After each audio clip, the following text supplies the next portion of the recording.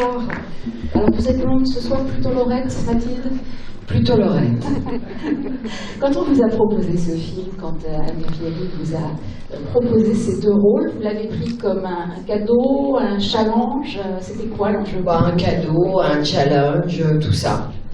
C'est jouer deux personnages, c'est rigolo.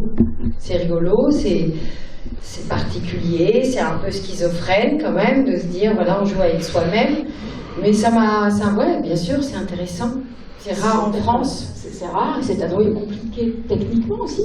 Oui, techniquement, mais c'est intéressant de se confronter à ce genre de choses. Voilà. Et François-Xavier de Maison, de Mathilde pour le prix d'une, ça vous fait peur ou vous vous êtes réjoui? Au contraire, j'ai été réjoui. Je ne vais pas lui dire ça devant lui non plus. Donc, non, mais c'est vrai que c'est une vraie performance qu'elle fait. Moi, je ne sais pas si vous êtes d'accord avec ça, mais moi, je trouve que c'est assez incroyable. Parce que c'est mieux des questions que de se lancer dans des débats. Voilà, pour la première partie de la salle, je vais courir jusqu'à vous et puis on aura un micro qui se baladera en haut aussi pour venir à votre rencontre.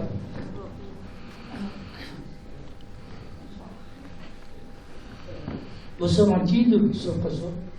Bonsoir. La question s'adresse à Mathilde. Le personnage le plus dur à interpréter, c'est lequel? Aucun.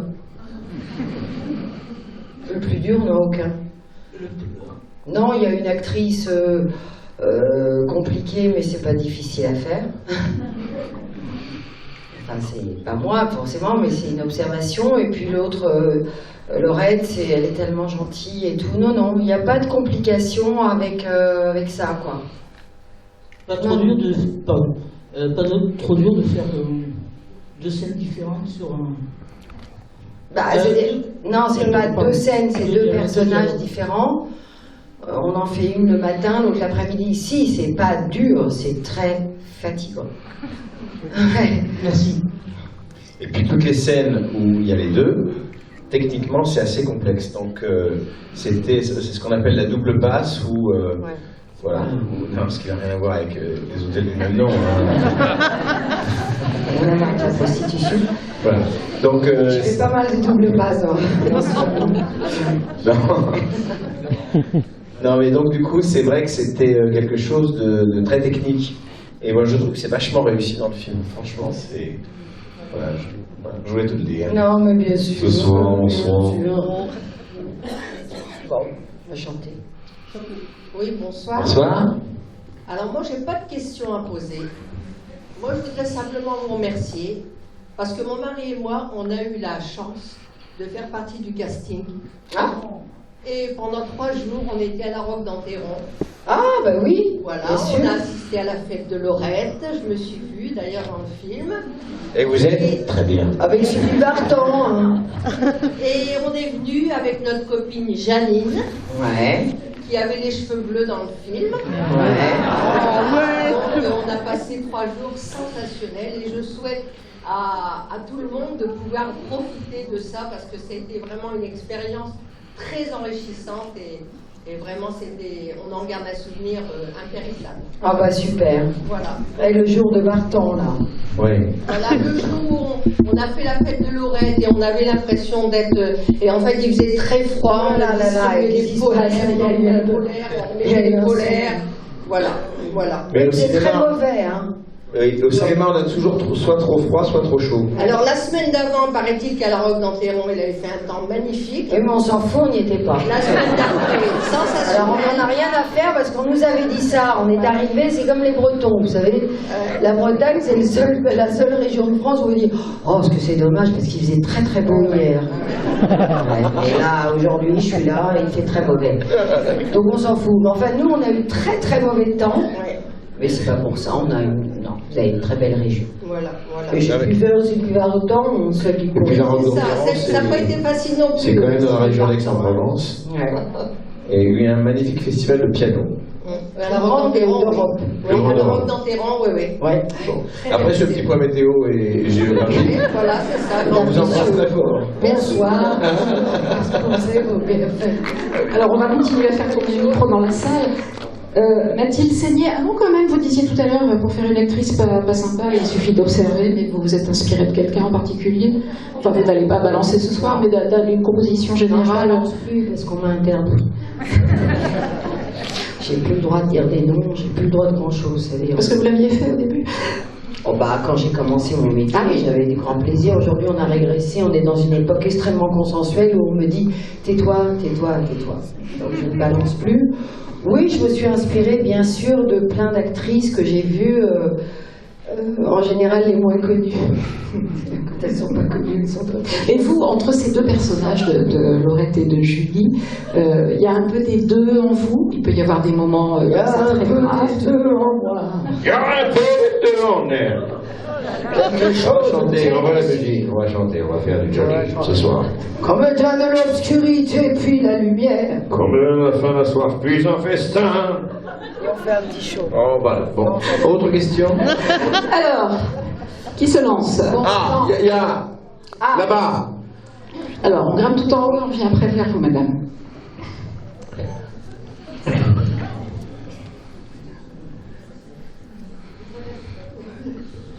Bonjour, Bonsoir. Première chose que je voudrais dire, s'il vous plaît, à Mathilde, c'est qu'en tant que bretonne, je... Oh, attention. Oh là là.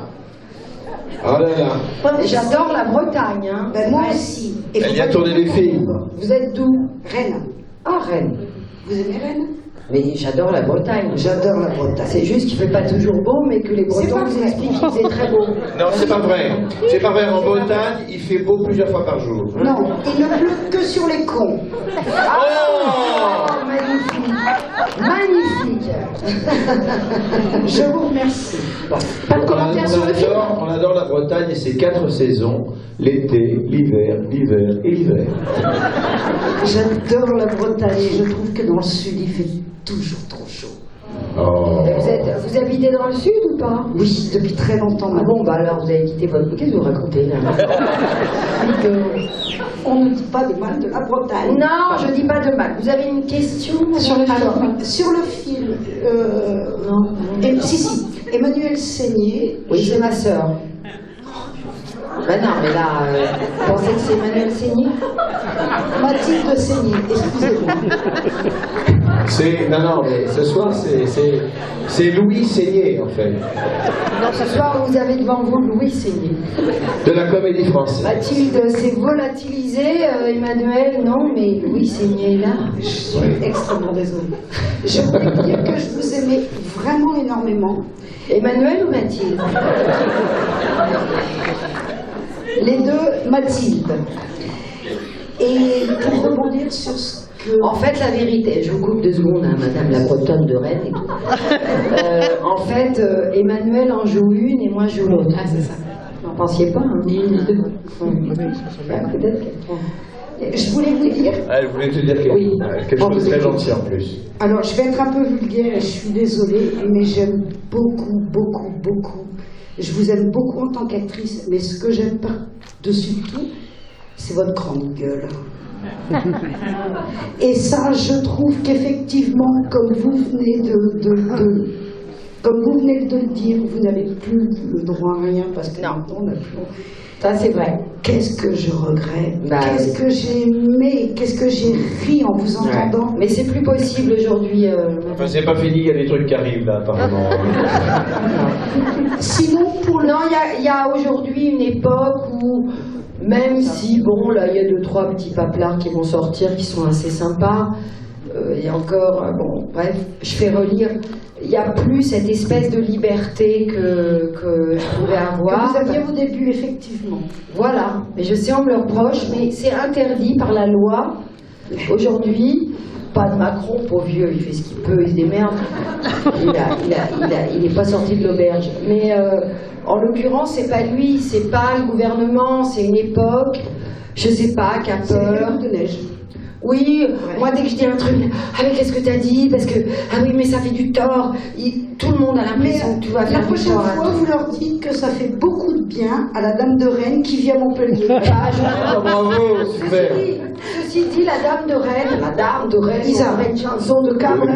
La dame de Rennes, les cailloux, les dames blanches. Elle habitait Montpellier, elle avait les cailloux sous la pluie.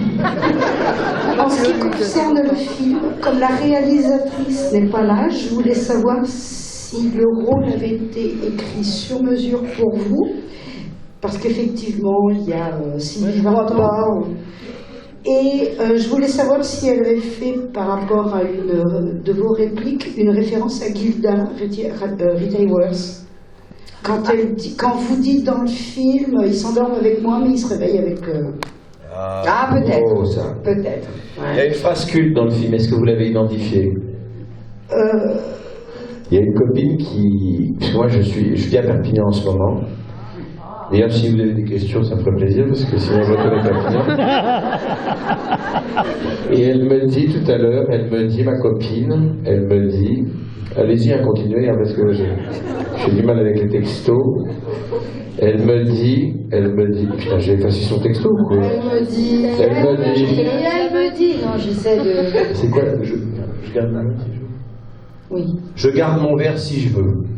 C'est ça? Ça, c'est une phrase culte. Bah, c'est pour mon ami alcoolique, oui.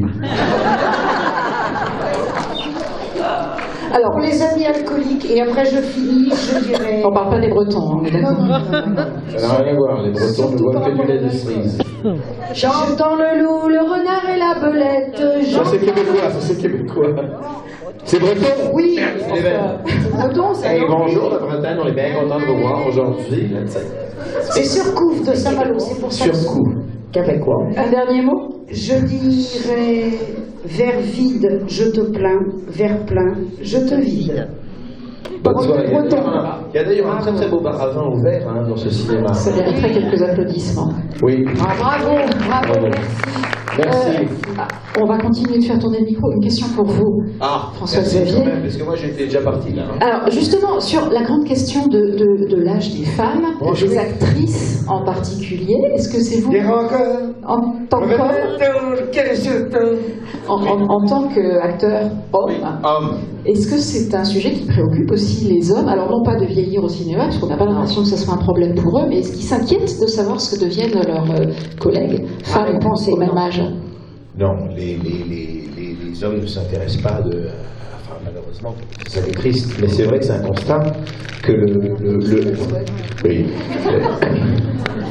Allez-y, on a une demi-heure. Ce soir, de notre passion cinéma. Ce soir, j'avoue que ce débat... Ça ne vous intéresse pas, ma question? Si. Non, mais moi, vous savez, je suis plus... Enfin, je me trouve mieux à 45 ans qu'à 30 ans. J'ai revu des photos de quand j'avais 30 ans. Oui, mais vous, les hommes, vous vieillissez bien. Différent. Hein, c'est vrai? Oui. Ouais. Nous, les femmes, non, mais les hommes, on dit, bon, je me relève, on se relève. Vous voulez, on peut... Allez, on se relève. Non, non, c'est que les hommes vieillissent bien d'une manière générale, acteur, pas acteur. On dit un homme, ah, il est beau, il se burine, et ben, une femme, on dit, t'as vu, Donc on continue d'avoir des rôles passés 50 ans sans problème, ce qui est plus difficile pour les actrices. Oui, il n'a pas 50 encore, mon Non, je sais pas. Ça viendra, ne vous inquiétez pas. J'ai 45 ans. C'est pas un enfant, là. Ben, j'ai 45 ans. Je vais te dire quelque chose, Mathilde. Je t'aime d'amour. T'es une actrice extraordinaire, vraiment. J'ai énormément d'émotions quand je te vois. Ce film va cartonner au Québec, là. Vraiment. Je te le dis, on a eu Big Chance. Vous avez dû bien vous amuser sur le tournage. Bon, on est... Ça me touche tellement, là, ce que tu me dis. Là, non, encore un soir, tu sais. Céline, si tu me regardes. Je suis tellement contente. Une question dans la salle ou une question dans la salle. Je recentrer un petit peu le débat. Mademoiselle en bleu, allez-y. Bonjour à tous. Bonjour à vous. J'aimais beaucoup ce film. C'était marrant et j'ai rigolé. Voilà, je connais quelqu'un, mais on ne fait pas la partie de la même famille, mais c'est un comédien aussi, qui s'appelle Thomas Andidiol. Mais oui, je le connais, Thomas, c'est un copain. Je l'aime beaucoup. Et donc, tout le monde dit que c'est ton cousin, ton frère. J'aime beaucoup, moi je l'aime beaucoup, Thomas Gijol. Ouais, c'est quelqu'un aussi que j'admire. Plus tard, j'aimerais bien être actrice ou Merci. J'ai envie de... Depuis tout petite, j'ai envie de suivre un chemin qui m'amène au cinéma, en fait. Je vous admire beaucoup, vraiment. Et voilà, quand je vous vois à la télé ou François Xavier, je vous vois comme ça, j'ai envie d'aller un peu plus loin. Je viens vous faire un gros bisou alors. Voilà. Oh.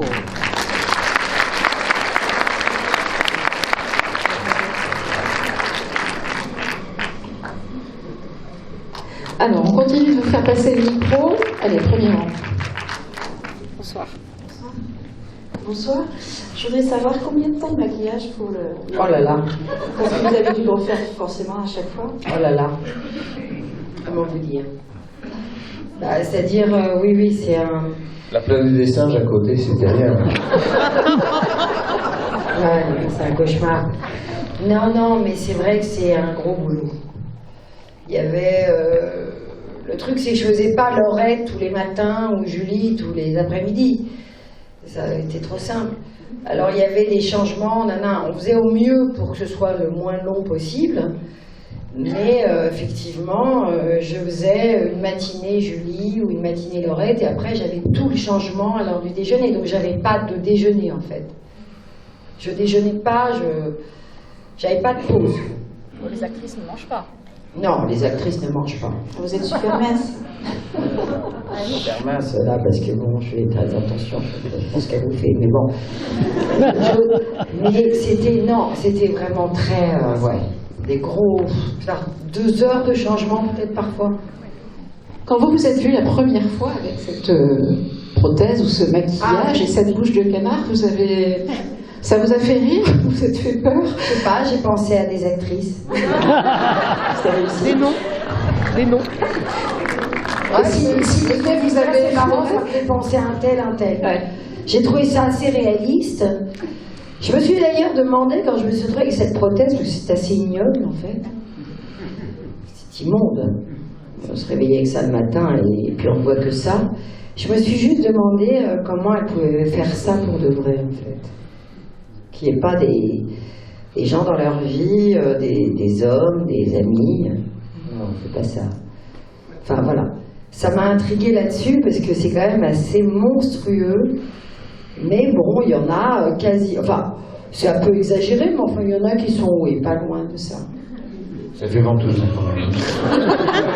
Oui, ça fait que non. Ah, vous en avez embrassé quelques-unes comme ça?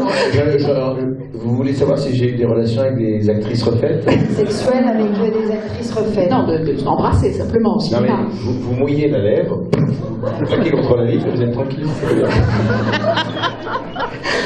On voit bien l'image. Est-ce qu'on a d'autres questions plus haut dans la salle? Bonsoir. Bonsoir. Je tenais encore une fois, comme ça a été dit précédemment, à vous remercier, c'était vraiment un super film, j'ai énormément aimé. Et j'avais une petite question liée au scénario. Comme ça a pu être montré dans le film, cette histoire un petit peu de boucle, la création de Ni Une Ni Deux qu'on voit à la fin, qui clôture le film, je vous souhaitais savoir si le scénario était librement inspiré d'un fait réel, comme on a pu le voir grâce à Ariel Mallet, qui a choisi d'adapter justement l'idée en scénario. C'est une histoire vraie.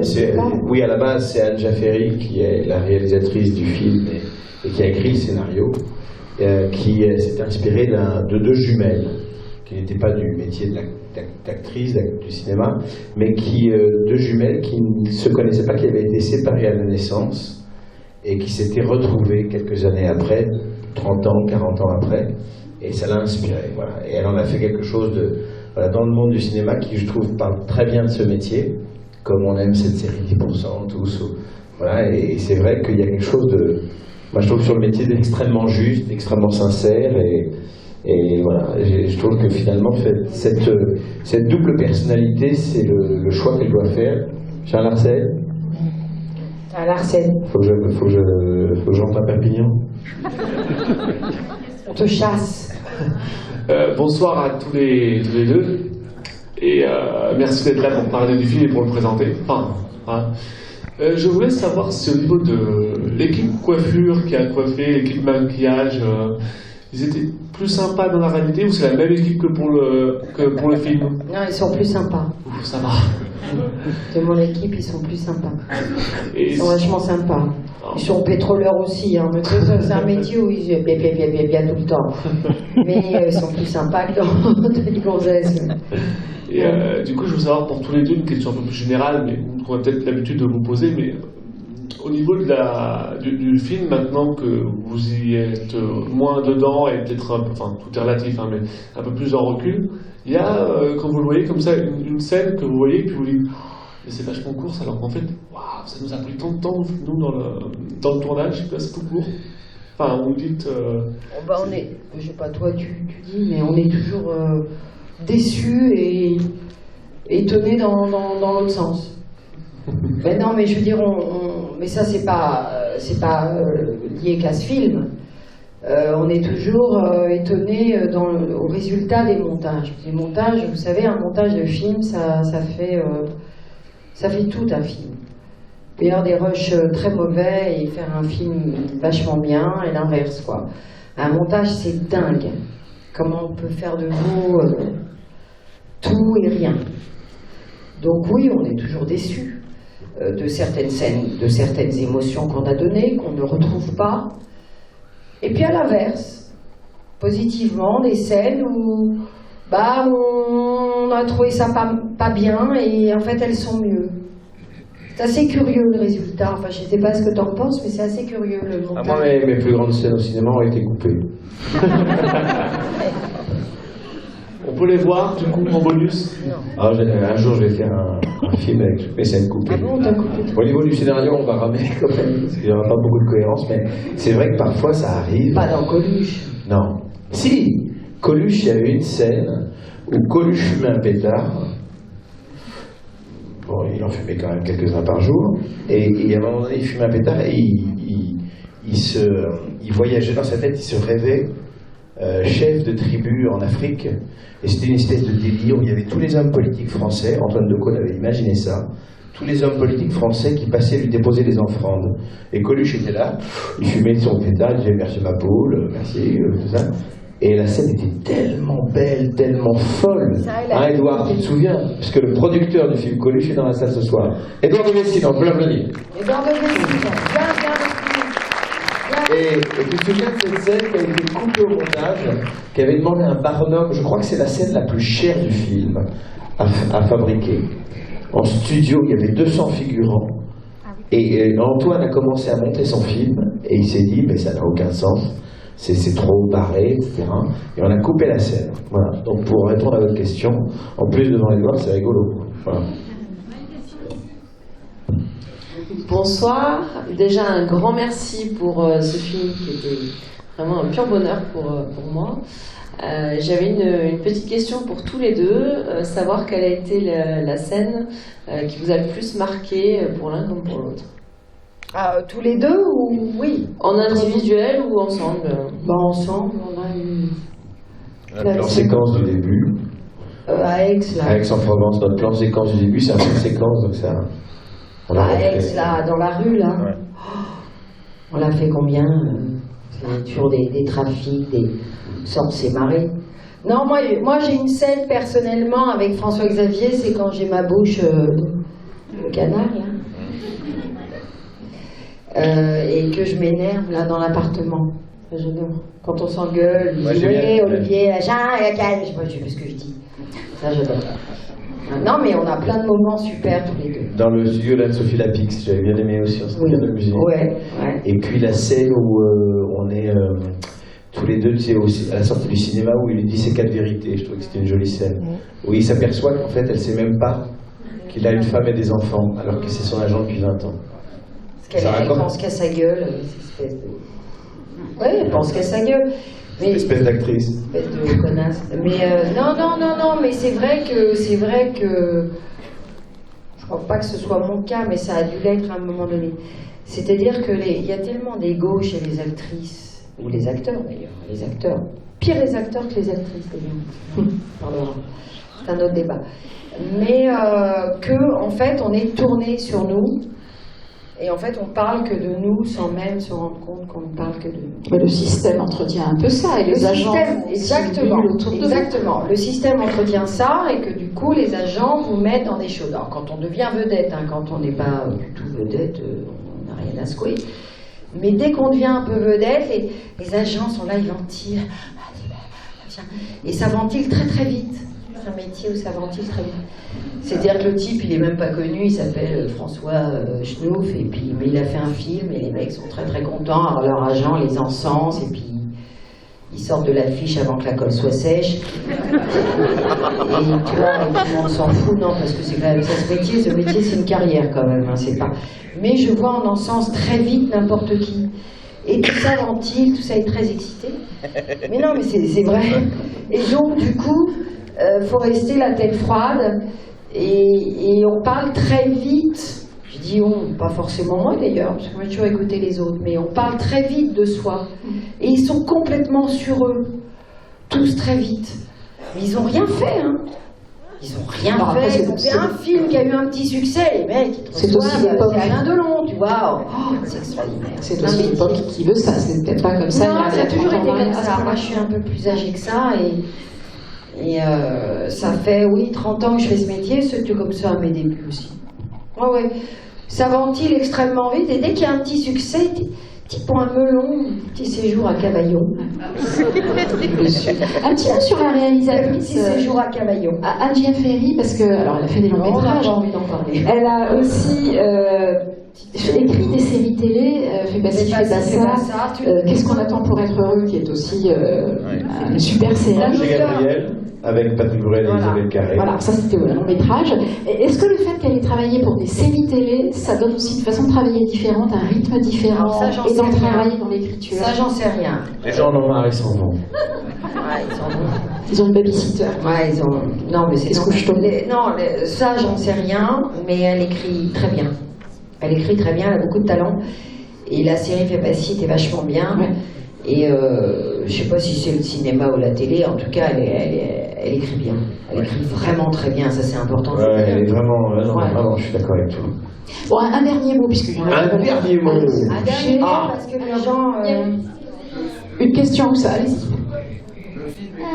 Bonjour. Attendez, on en a deux en même temps. Alors, la petite jeune fille avec le micro, et puis on vous écoute après, monsieur. Le mot très sympa. Bonjour, j'ai bien aimé votre film. Et j'ai une question pour Mathilde. Est-ce que vous êtes déjà trompé de personnage sans faire exprès? Ah, des deux? Oui. Sur le tournage, tu veux dire? Oui, est-ce que vous vous êtes déjà trompé de personnage, mélangé les deux, quoi? Bah oui, il y avait des jours où je mélangeais les deux, ouais. Non, il y avait des jours, mais Anne était là pour me dire « Ah non, là c'est Laurette, là c'est Julie ». Oui, il y avait des jours où on ne sait plus trop ce qu'on fait. Il y a des jours où on se dit « Attends, c'est Laurette, c'est Julie, oui, c'est vrai, si, c'est une bonne question ». Mais parce qu'on est déconcentré, parce que il faut qu'elles aient toujours une petite différence. Et oui, il y avait des jours, c'était... Vraiment schizophrénique. On était un peu perdus. Monsieur? Est-ce que vous auriez envie de faire une suite à ce film? Non. Non, mais si, la suite, c'est qu'il y a une... En fait, c'est des triplés. Non. Ni une, ni trois. Ni une, ni trois. Alors, moi, je voudrais... J'aime déjà pas les suites tellement au cinéma, j'aime encore moins les suites à la télé. J'ai horreur d'avoir des personnages récurrents...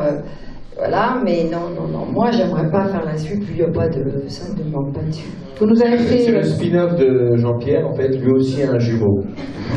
Énorme. C'est pour ça qu'il comprend autant. Il ne peut plus signer les contrats, vous voyez, il a mal à la main, il ne peut plus signer les contrats, donc il est obligé d'aller chercher son jumeau. qui signe des contrats. Pas mal. Vous nous avez fait démonstration tout à l'heure de vos talents d'imitateurs, tous les deux. Alors je sais que vous avez un répertoire. Oh, mais Mathilde, vous êtes assez douée aussi pour imiter Johnny, les comédiennes, mais il paraît que votre meilleure imitation, c'est le cheval. Ouais, mais ça, je fais pas. Pas en public ? Non. Pas mal, bravo. Ça donne rien. En tout cas, le film sort le 29 mai. Merci d'être venu. On compte sur vous pour en parler autour de vous. Merci beaucoup. Merci à tous les deux.